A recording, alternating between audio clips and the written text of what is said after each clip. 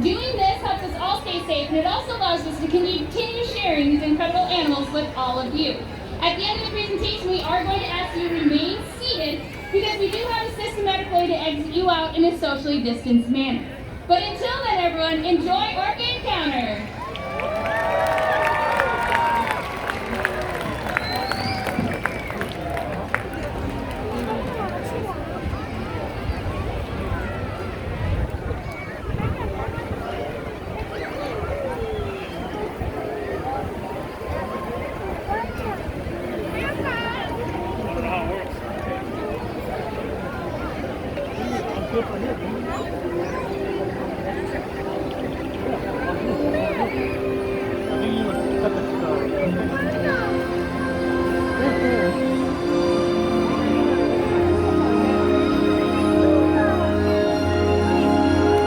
People don't know what 6 feet means.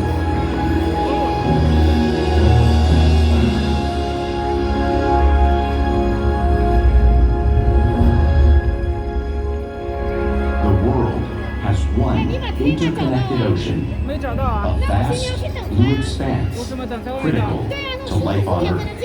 And there's no better animal to represent the story of the ocean with all its splendor and uncertainty than the killer whale, or as it's scientifically known, the Orcinus orca.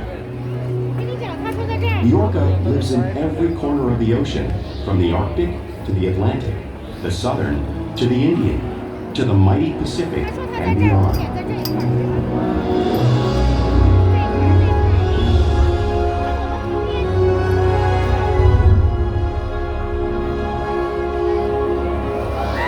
This whale's story is the ocean's story, and it is one we all share.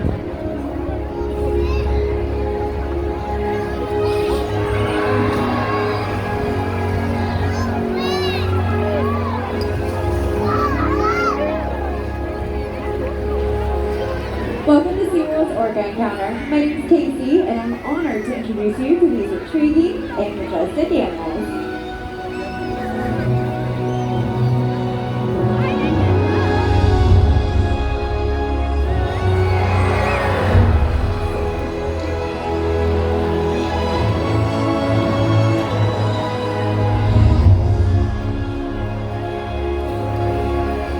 There's nothing like seeing a killer whale up close and learning about them natural behaviors. We hope that this Orca Encounter helps you better understand these incredible creatures and everything that they represent.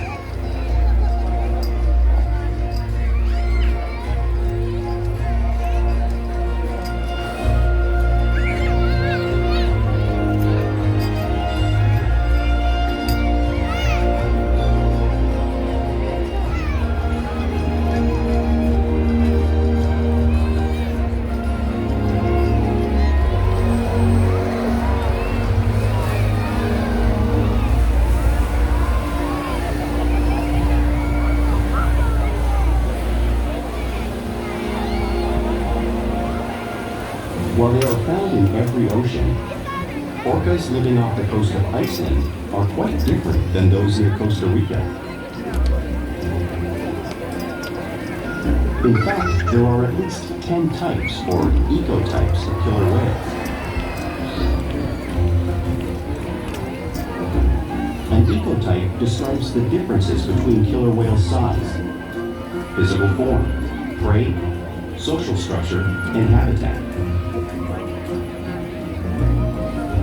As you can see, the differences are subtle, but noticeable when compared side by side. Orcas are adapted perfectly to their environments. And even the whale's black and white coloration has a purpose. It camouflages the outline of their bodies in the water, making it easier for them to surprise and catch their prey.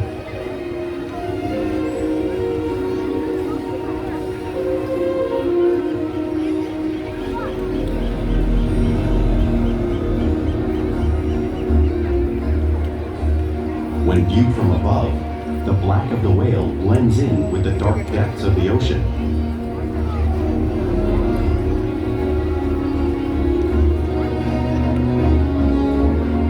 When viewed from below, the orca's white bellies match the brighter surface of the water, blending with the light above, giving them the perfect camouflage.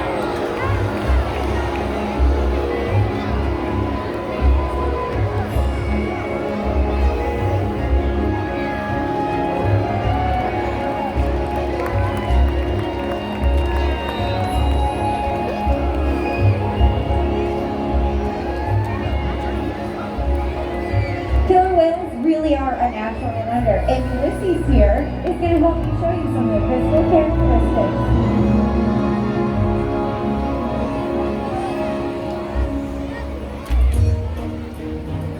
Their bowl is perfectly designed for catching a quick breath at the surface of the water. Even the location of their eyes works to their advantage. You might think that they're located in that white patch. That's actually a visual distraction. They're really located in front of that white patch, camouflage for thrashing prey. The fin on the whale's back is called a dorsal fin. It's used for stabilization during swimming and also helps them regulate their body temperature. You may have noticed that Ulysses has a slight curve in his dorsal fin. That's because there's no muscle or bone in it to help it keep an almost 6-foot tall dorsal fin straight up and down. Unlike the pectoral flippers, which do have 5 bony digits just like the human hand. And those pectoral flippers are used to steer and stop the whale when they swim. Now, the lobes on either side of the tail are called the tail glutes. This is the whale's engine. It can propel them up to 30 miles per hour. That's as fast as a speedboat. But the use of this power, at least at the fastest, we're propelling their nearly 10,000 pound bodies all the way up and underwater.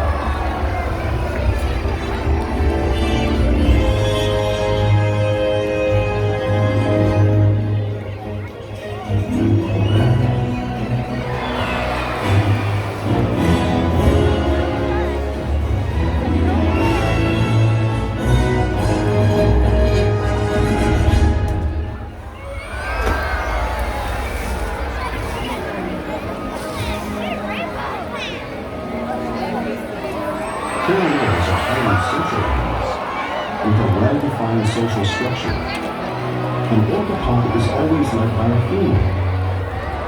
Though just half the size of her male counterpart, she is in charge. It's all about attitude, not size. Because they live and work as a group, orcas need to communicate with sounds and body language. Orcas use clicks for echolocation or navigation.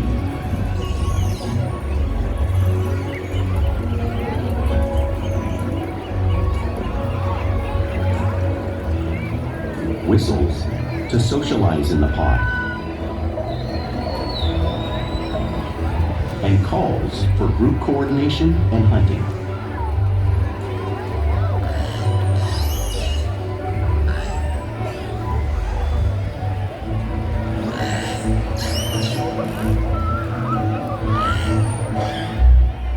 Vocal development studies here at Seaworld show that early on, calves learn vocalization from their mothers. But as they grow, they learn from others close to them as well. This is a bottlenose dolphin call that Shuka learned and even taught other killer whales here at Seaworld. In fact, orcas are the largest members of the dolphin family.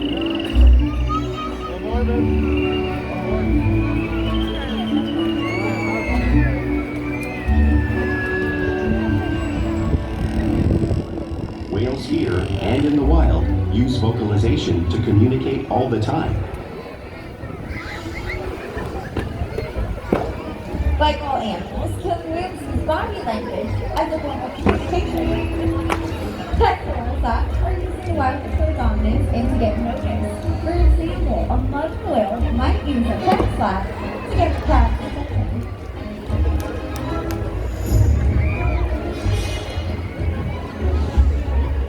But if they really want to be heard, feel free.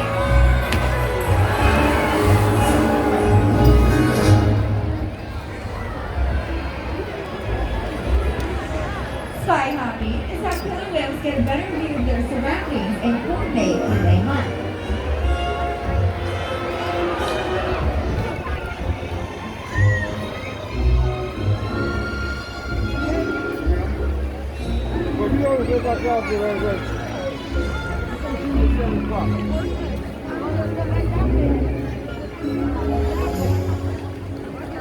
Fleek slats are another form of communication. Killer whales are using wild.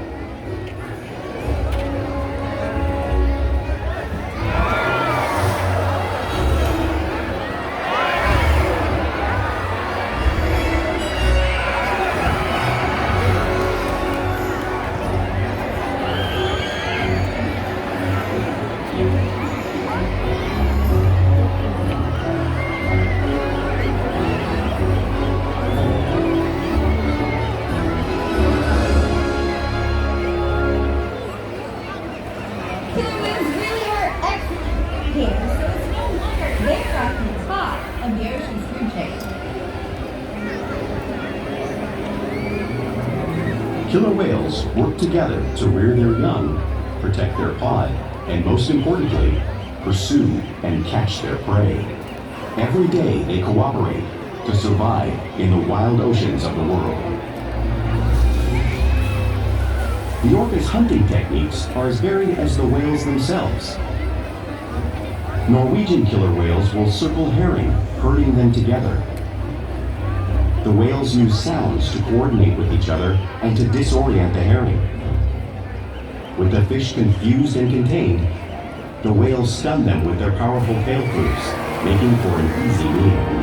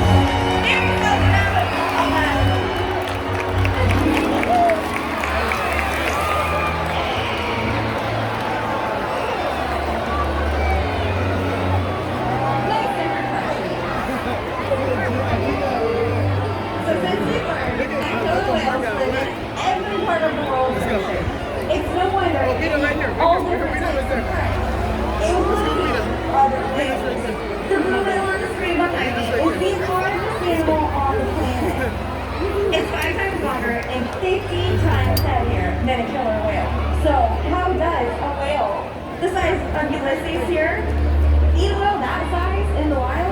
Well, it's possible because little whales are the ultimate team players. In this example, we see the larger male orcas surround a sperm whale, forming a perimeter, while the females continue to drive the whale forward until it reaches exhaustion. The calves then move in to join the adults in the group. Whatever their prey, killer whales always cooperate and hunt together, making them a highly successful predator.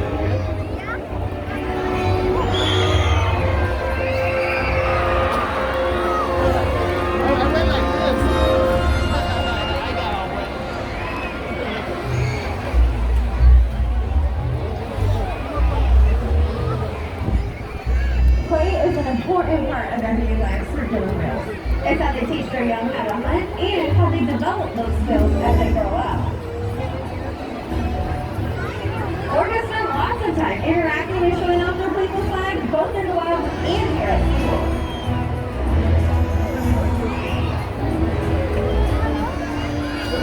Porpoising is one of those that swim at the surface of the water, bringing out a free flow.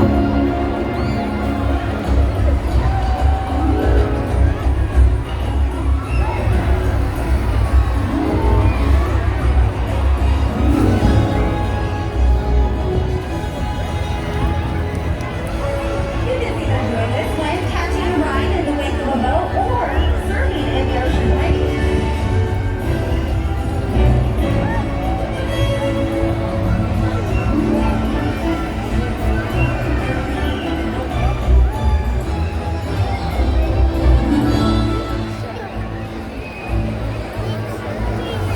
Orcas like to be touched and will rub their bellies on rocks when they can.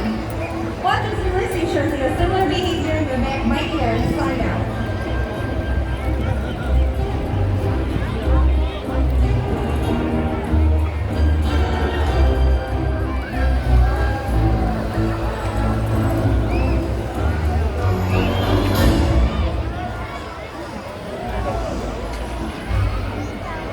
You'll also see whales imitate each other in the wild. We see here at Seaworld all the time. Our whales are constantly mimicking each other and teaching each other things.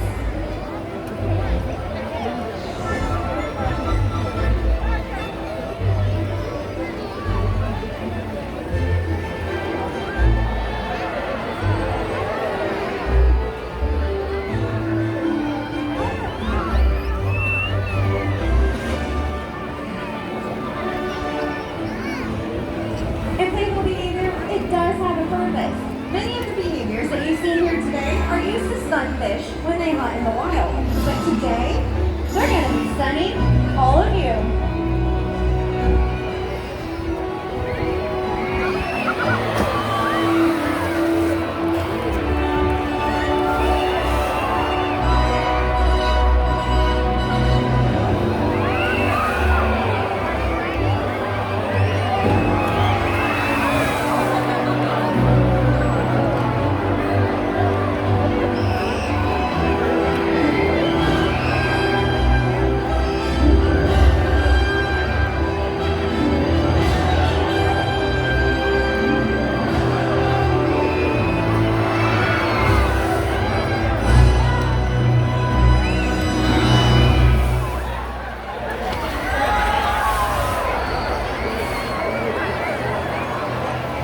We interact with our whales all day, every day. This allows us to provide them with optimal health care, research opportunities, and quality of life. Our whales take an active role in their own health care and well-being. They'll provide us with their tail clips so that we can get voluntary blood samples when we need them.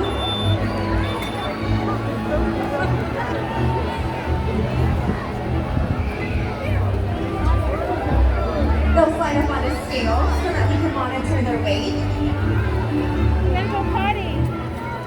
This is Oregon here on the screen, and picture your example. We weigh them weekly just to make sure that the calves are growing appropriately and that the adult whales are maintaining healthy weight. They'll even let us take breast samples from their bowl. This is all due to the relationship that we've developed together day after day, right here at Seaworld.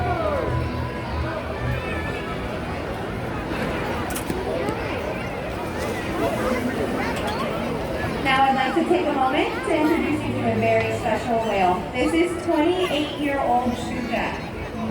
Shuga is one of our most athletic whales. On top of being super athletic, she's being really intelligent. She's already participated in multiple research projects and has inspired millions of people to go out and help protect her wild counterparts.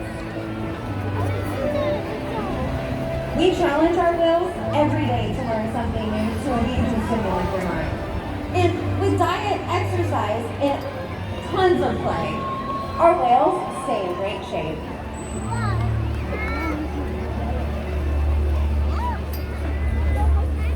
The whales here at Seaworld have helped killer whales in the wild by participating in many research studies. One ongoing study monitors the whale's heart rate and breathing to understand how marine noise pollution from ship engines and other sources affect wild populations. In another study, scientists from NOAA, the National Oceanic and Atmospheric Administration, took measurements of the killer whales living here, including pregnant whales. By comparing these measurements with drone footage of killer whales in the wild, scientists are able to monitor their wild population's nutritional and reproductive states.